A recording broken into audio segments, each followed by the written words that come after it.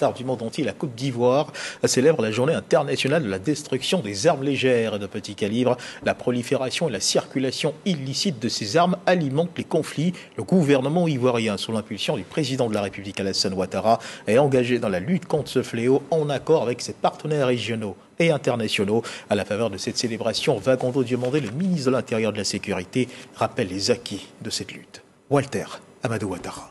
Instituée par les Nations Unies en 2001, la Journée internationale de la destruction des armes légères revêt d'une importance capitale dans un contexte sous-régional, régional et mondial marqué par la récurrence des conflits armés, des attaques terroristes et l'expansion du crime organisé. Conscient de cet enjeu, le gouvernement ivoirien, sous la haute impulsion de son Excellence M. Alassane Ouattara, a pris plusieurs initiatives pour contrôler et réduire la prolifération et la circulation illicite des armes légères et de petit calibre. Ainsi, nous avons ratifié la Convention de la CEDEAO sur les armes légères et de petit calibre, leurs munitions et autres matériels connexes. De même que les traités et accords internationaux visant à contrôler la circulation des armes légères de petit calibre. Grâce à ces efforts combinés à ceux de la Commission nationale de la lutte contre la prolifération et la circulation illicite des armes légères et de petit calibre, les stratégies ont été renforcées et des résultats obtenus.